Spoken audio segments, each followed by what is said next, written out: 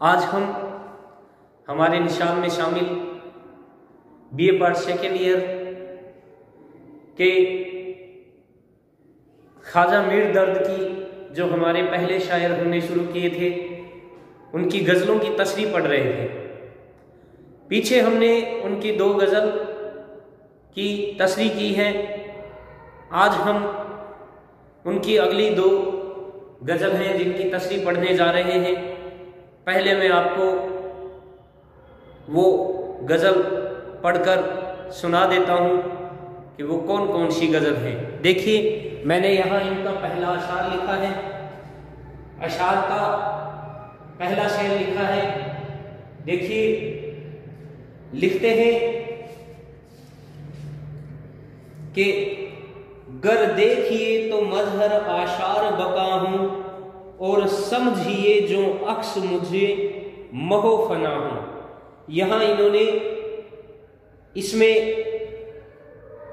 شعر کے اندر ایک لفظ آیا ہے مظہر۔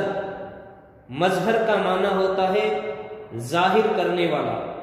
اگلا شعر کرتا ہوں پس از مرغ بھی حل مشکل عالم، بے حس ہو پہ ناخون کی طرح عقدہ کشا ہوں۔ دیکھیے یہاں عقدہ کشا سے مراد جو معنی ہے عقدہ کشا کا وہ ہے گرہ کھولنے والا۔ عقدہ کشا سے یہاں یہ بھی ہے مشکل حل کرنے والا، یعنی مشکل حل کرنے سے مراد ہے ناخون جس طرح سے گانٹھ کو کھول دیتا ہے، گرہ کو کھول دیتا ہے، اس طرح سے انہوں نے یہاں اس لفظ کا استعمال کیا ہے۔ ممنون میرے فیض کے سب اہل نظر ہیں، جو نور ہی ہر ایک چشم کو دیدار نما ہو۔ یہاں انہوں نے مرگ کا معنی جو پیچھے ہم پڑھ کر آئے ہیں موت دیا ہے، بقا کا معنی دوام دیا ہے۔ اب دیکھیے پاک نور سے انور شفا ایک لفظ بھی یہاں ابھی نہیں دیا ہے، اگلے شعر میں بتائیں گے انوار فضا۔ دیکھیے یہاں انہوں نے شعر میں لکھا ہے، اگلے شعر میں اس میں انہوں نے بتایا ہے، دیکھیے نظر اہل نظر سے مراد انہوں نے جو دیا ہے وہ دیا ہے سمجھدار۔ اگلا شعر ہے مظہر انوار شفا میری کرورت، ہر چند کے آہین ہوں پر آئینہ بنا ہوں۔ یعنی اس میں انہوں نے لفظ لیا ہے انوار شفا۔ انوار شفا سے مراد ہے پاک نور، اور کرورت سے مراد ہے دل کا غبار۔ اب دیکھیے مہو بھی ایک ہم نے پیچھے پڑھا تھا اوپر، تو اس کا نام ہے دور گم عاشق۔ اور اگلا ہے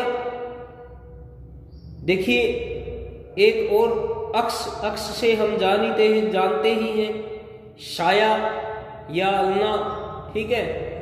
اور ممنون جو لفظ آیا تھا دیکھیے تیسرے شعر میں آیا تھا ممنون میرے فیض کے سب اہل نظر ہے، احسان مند۔ ممنون سے مراد ہے احسان مند، اور آہن سے مراد ہے لوہا۔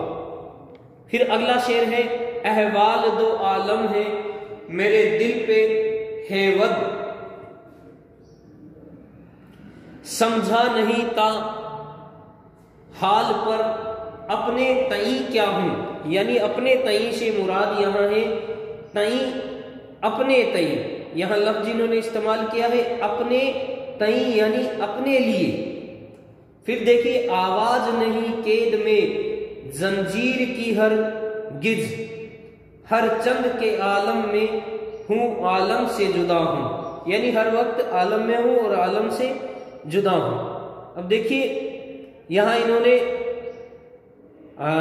ایک لفظ مہو دیدار وہ ہو گیا، ایک لفظ لیا تھا پیچھے حویدہ۔ حویدہ سے مراد ہے ظاہر ہونا یا کھلنا۔ پھر دکھا ہے ہو قافلہ شالار طریقے قدمہ درد، जो नक्श कदम खलक को मैं राह नुमा हूँ। अब देखिए दीदार नुमा और महो, ये जो लफ्ज लिए थे हमने, ये लिए थे दूर, गुम, आशिक, इससे लिए थे।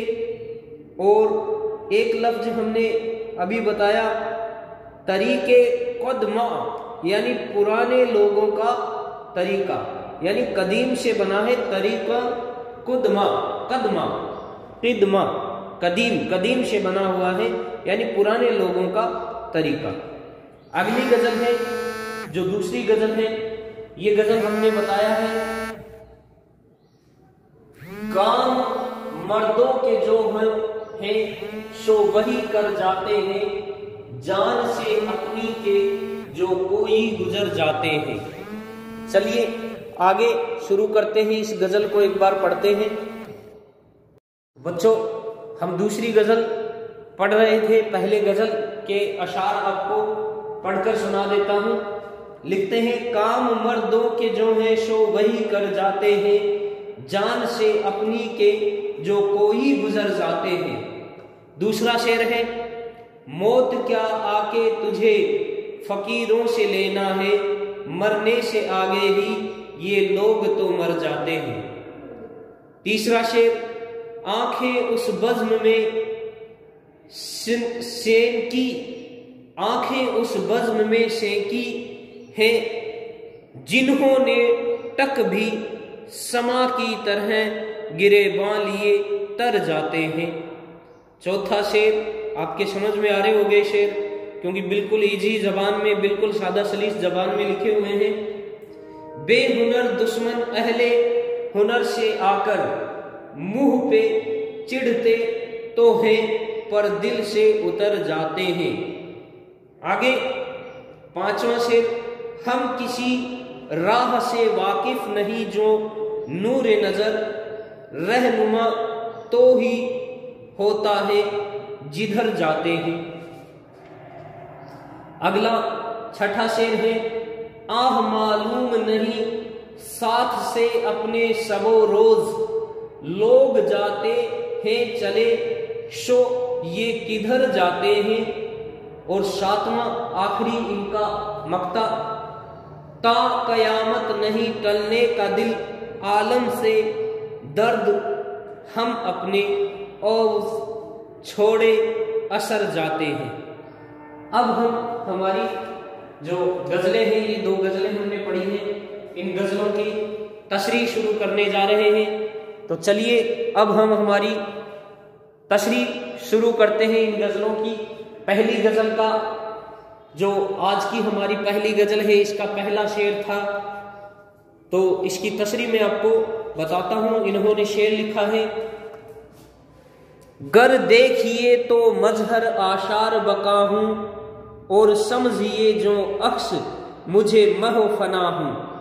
देखिए इसमें दर्द खुद के लिए कह रहे हैं कि अगर मुझ पर गौर करके देखिए, देखा जाए तो मैं खुदा की अब्दियत यानी हमेशा रहने वाला, खुदा की अब्दियत से मुराद है अमर, यानी जो चीज हमेशा रहे, हमेशा रहने वाली चीज के लिए बयान कर रहे हैं, उसका मजहर हूं। मजहर से माना है जाहिर करने वाला, यानी इस बात को जाहिर करने वाला, इस बात को तस्लीम करने वाला हूं कि खुदा अब्दियत यानी हमेशा रहने वाला है, हमेशा रहने वाला है,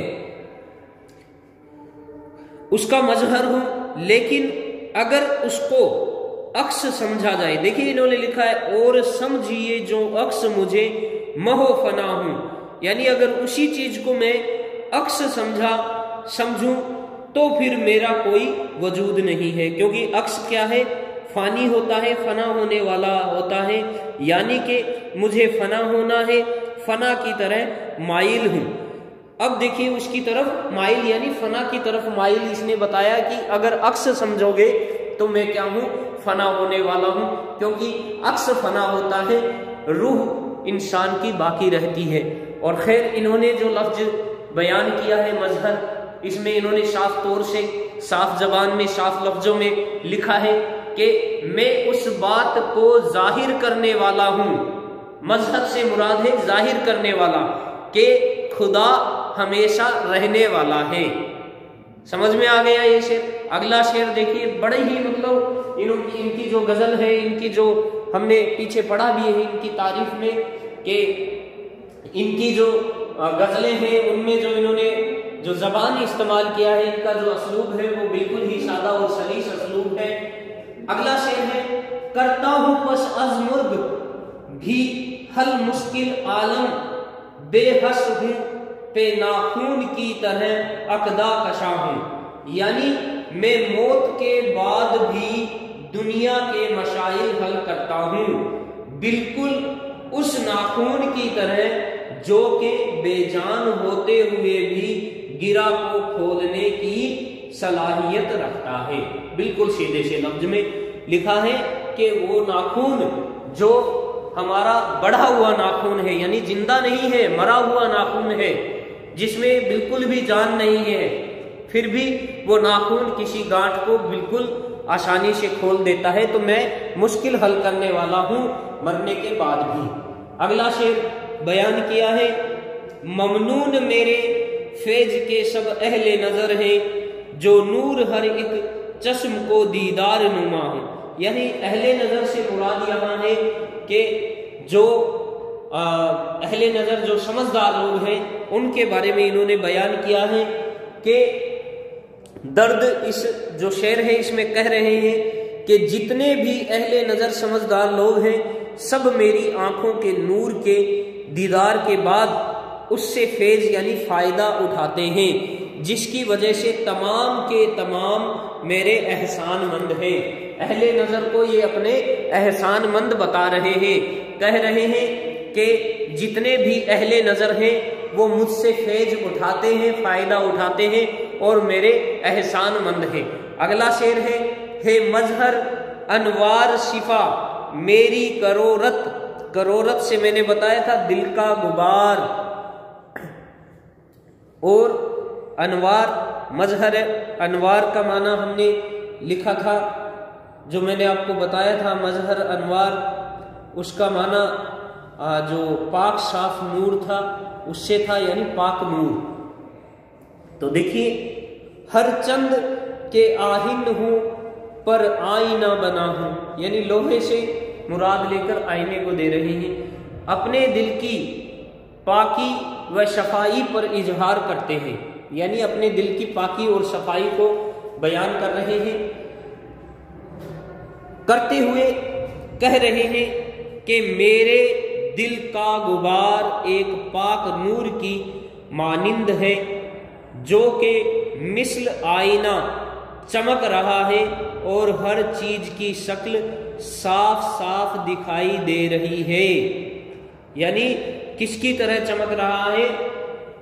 آئینے کی طرح چمک رہا ہے، اور اس میں سب کی شکل کیا ہے؟ ہر چیز کی شکل کیا ہے؟ صاف صاف دکھائی دے رہی ہے۔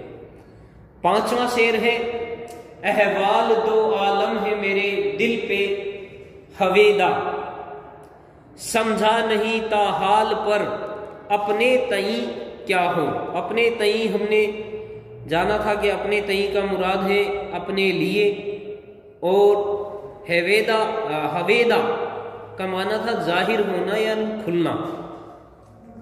یہاں انسانی ترقی اس کی جستجو کے بارے میں کہہ رہے ہیں کہ میرے دل پر اس ترقی کے اثرات ظاہر ہیں، لیکن جب غور کرتا ہوں تو پتہ چلتا ہے کہ یہ ترقی کچھ بھی نہیں ہے، ابھی تو غور کرنے کے لیے اپنا پورا وجود ہی باقی ہے۔ یعنی بیان کیا ہے کہ احوال دو عالم ہے میرے دل پہ ہویدا، ہویدا سے ہم نے مراد لیا ظاہر ہونا یا کھلنا، یعنی ابھی تو صرف کچھ ہی چیز مجھ پر کھلی ہے، میرے دل پر کوئی زیادہ کچھ اثرات ظاہر نہیں ہو پائے ہیں، لیکن ابھی تو جو دیکھنے والے ہیں اپنی نظر سے دیکھتے ہیں ان کو جو ظاہر ہوتا ہے وہ زیادہ ظاہر ہوتا ہے، لیکن یہ تو کچھ بھی نہیں ہے۔ یہ کیا چیز ہے؟ یعنی اس میں تو ابھی اس کو تو ابھی پورا وجود اپنا پانا باقی رہ گیا ہے۔ اگلا چھٹا شعر ہے آواز نہیں قید میں زنجیر کی ہرگز، ہر چند کے عالم میں ہوں عالم سے جدا ہوں۔ اس کے خدا بندی کی شدت اتنی زیادہ ہے کہ میں اگرچہ اس دنیا میں ہوں لیکن اس کا مجھے کچھ پتہ نہیں ہے۔ یعنی یہاں دیکھیں کس سے شعر لیا ہے، آواز نہیں قید میں زنجیر کی ہرگز، یعنی دنیا کو کیا بتا رہے ہیں، قید خانہ۔ دنیا کو کیا بتایا ہے، یہ تو ایک قید خانہ ہے، یعنی اس قید خانے سے کب چھوٹیں گے، جب موت ہم پر آ جائے گی تب اس قید خانے سے ہم آزاد ہو جائیں گے۔ لیکن دیکھیے بیان کس طرح سے کیا ہے کہ قید کی کوئی آواز نہیں ہے، ابھی اس دنیا میں ہوں اور قید خانے میں ہوں لیکن کوئی آواز نہیں آ رہی ہے۔ اس کے خدا بندی کی جو شدت ہے اس پر اظہار کر رہے ہیں کہ اگرچہ اس دنیا میں ہوں لیکن اس کا مجھے بھی کچھ پتہ نہیں ہے، گویا کہ میں عشق کی ایسی زنجیر سے جکڑا ہوا ہوں جو بغیر آواز کے ہے، یعنی کہ جسم تو آزاد ہے مگر دل قید ہے۔ یعنی اس دنیا میں جسم ضرور آواز مطلب کیا ہے، آزاد ہے، لیکن جو میری روح ہے، جو میرا دل ہے، وہ کسی کے قبضے میں ہے۔ یعنی کس کے قبضے میں ہے، جو میرا محبوب ہے اس کے قبضے میں ہے، اور اپنا محبوب کسے تسلیم کر رہے ہیں، خدا بند کو تسلیم کر رہے ہیں۔ تو ابھی بھی مطلب اپنے دل کو کیا بتا رہا ہے، اس دنیا میں قید خانے میں پڑا ہے، یعنی کہ یہ قید خانہ ہے، ابھی تو اس کے حقیقی کو پانا باقی ہے، جب موت آئے گی تب اس کے حقیقی کی طرف پہنچ جائیں گے، یعنی ملاپ تب ہی ہوگا۔ ابھی تو صرف دل اس قید میں ہے، اس جسم کو ضرور آزاد کر رکھا ہے لیکن دل ابھی قید خانے کی طرح ہے، دل ابھی قید میں ہے، کسی کے بندش میں ہے۔ اگلا شعر ہے، ہو قافلہ سالار طریق قدما درد، جو نقش قدم خلق کو میں راہ نما ہوں۔ یعنی یہاں پرانے مطلب طریقے کہ جو پرانے لوگوں کا طریقہ ہے اس پر غور کرتے ہوئے کہہ رہے ہیں کہ قافلے کے سردار، سالار سے مانا ہے سردار، پرانے لوگوں یعنی اسلاف کے طریقے پر چلے اور میں بھی انہی کے نقش قدم پر چل رہا ہوں، تاکہ خلق خدا یعنی جو خدا کی بنائی ہوئی دنیا ہے اس کی صحیح معنی میں رہنمائی ہو سکے۔ یعنی اگر خدا کے بتائے ہوئے راستے پر چلیں گے تو صحیح طریقے سے اس کی رہنمائی ہوگی، اور صحیح طریقے سے یہ دنیا جو خدا چلا رہا ہے، جو اللہ تعالیٰ کی بنائی ہوئی ہے، اس دنیا کی اچھی طرح سے بڑھیا طریقے سے رہنمائی ہو سکے گی۔ تو چلیے اگلی غزل شروع کرتے ہیں۔ چلیے ہم اپنی نصاب کی دوسری غزل پڑھتے ہیں۔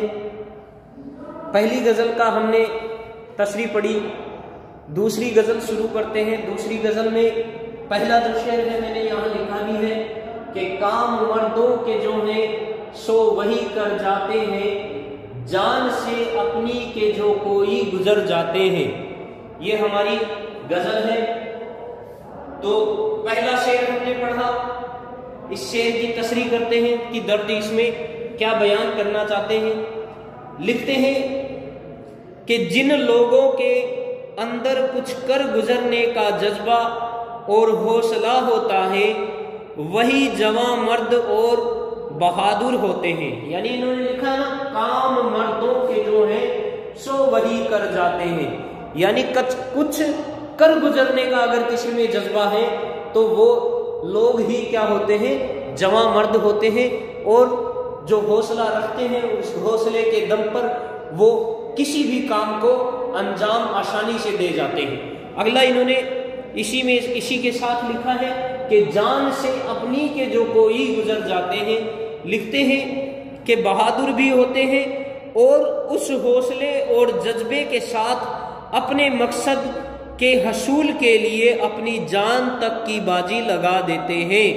تو ایسے لوگ زندہ و جاوید ہو جاتے ہیں جو واقعی اپنی مردانگی کے جوہر دکھاتے ہیں۔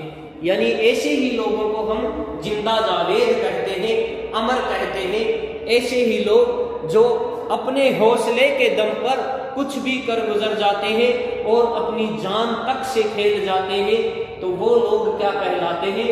بہادر لوگ کہلاتے ہیں۔ اصل میں جواں مرد ہی ان کو کہا جاتا ہے۔ اگلا جو شعر ہے لکھتے ہیں کہ موت کیا آ کے تجھے فقیروں سے لینا ہے، مرنے سے آگے ہی یہ لوگ تو مر جاتے ہیں۔ یعنی موت کو خطاب کرتے ہوئے، موت سے بات کرتے ہوئے کہہ رہے ہیں کہ اے موت، بھلا تجھ کو ہم جیسے فقیروں کے پاس کیا ملے گا جو کہ زندہ ہوتے ہوئے بھی مردہ ہیں۔ یعنی کہ عشق دنیا سے بالکل دور ہے، یعنی دنیا کا جو عشق ہے اس سے ہم لوگ بالکل دور ہیں۔ ہم تو اپنے حقیقی عشق کو پانا چاہتے ہیں، تو اے موت تمہیں ہم سے کیا امید ہو سکتی ہے؟ کیا ہم تجھ سے ڈر جائیں گے اور ہمارے پاس آ کر تو کیا لے گی؟ تو دیکھیے انہوں نے اس شعر میں لکھا ہے اگلی لائن میں کہ مرنے سے آگے ہی یہ لوگ تو مر جاتے ہیں۔ لکھتے ہیں بالکل دور ہے، کیونکہ ان لوگوں کے اندر طلب دنیا کی خواہش پہلے ہی ختم ہو چکی ہے، تو وہ تو تجھے خوشی خوشی گلے لگا لیں گے۔ یعنی کیا تو سمجھتی ہے کہ اے موت ہم تجھ سے ڈرتے ہیں؟ ہم تو پہلے ہی دنیا میں مرے ہوئے کے برابر ہیں۔ اے موت ہم فقیروں سے تو کیا لیں گی؟ ہم تو تجھے ہنسی ہنسی گلے سے لگا لیں گے جب بھی ہمارے پاس آئے گی تب۔ تو اگلا شعر ہے آنکھیں اس بزم میں سینکی ہیں جنہوں نے ٹک بھی شمع کی طرح گرے باں لیے تر جاتے ہیں۔ دیکھیے شعر کتنا غضب لکھا ہے۔ شعر میں بیان کرتے ہیں کہ شمع کی طرح، یعنی جب آنکھیں روتی ہیں ٹپکتی ہیں، اس کو کس سے تشبیہ دی ہے؟ شمع سے۔ موم بتی جس طرح سے پگھلتی رہتی ہے، تر کرتی رہتی ہے اپنے دامن کو، اسی طرح سے یہ بھی یہاں رونے، یہاں بھی اپنے عشق کی جو داستان ہے، جو غم کی داستان ہے، اس کو بیان کر رہے ہیں کہ اے مطلب جو بزم ہے اس میں ہم تو اس طرح سے رو رہے ہیں کہ ہم اپنے دامن کو تر کر کے جا رہے ہیں، بھگا کر جا رہے ہیں۔ تو لکھتے ہیں کہ محفل عشق یعنی خدا بندی میں جس شخص نے بھی حاضری دی اور محبت کا اظہار کیا، اس کی حالت اس کے خدا کی وجہ سے اتنی غیر ہو جاتی ہے کہ وہ شمع کی طرح اپنے گرے باں کو آنسوؤں سے تر کر کے لے جاتے ہیں، جو کہ خوف خدا کی علامت ہے۔ یعنی اس سے ہمیں پتہ چلتا ہے کہ انسان خدا سے ڈرتا ہے، خوف خدا اپنے دل میں رکھتا ہے۔ تو یہاں بھی انہوں نے اپنی اس شعر میں یہ بیان کیا ہے کہ ہم شمع کی طرح جو شخص اپنی محبت کا اظہار اپنے رب تعالیٰ سے کرتا ہے، وہ اپنی محبت کا اظہار کرتے کرتے اتنا روتا ہے کہ اپنے دامن کو تر کر کے چلا جاتا ہے، جس طرح سے شمع جلتے ہوئے اپنے دامن کو تر کر لیتی ہے، بھگو لیتی ہے۔ بالکل اس کی تشبیہ دیتے ہوئے انہوں نے اس شعر کا مفہوم ہمیں سمجھایا ہے۔ اگلا، بے ہنر دشمن اہل ہنر سے آ کر منہ پہ چڑھتے تو ہیں پر دل سے اتر جاتے ہیں۔ درد یہاں ہنر یعنی بے ہنر کی تشبیہ کے لیے بتا رہے ہیں کہ جو جاہل لوگ ہیں ان لوگوں کی عادت بتا رہے ہیں کہ ایسے لوگ اپنے آپ کو ہی سب کچھ سمجھتے ہیں اور ہنر مندوں کا مذاق اڑاتے ہیں، اپنی باتوں سے ان پر حاوی ہوتے ہیں، لیکن ایسا کرنے کے بعد وہ اہل ہنر کی نظروں سے بالکل گر جاتے ہیں اور ان کی کوئی حیثیت نہیں رہتی۔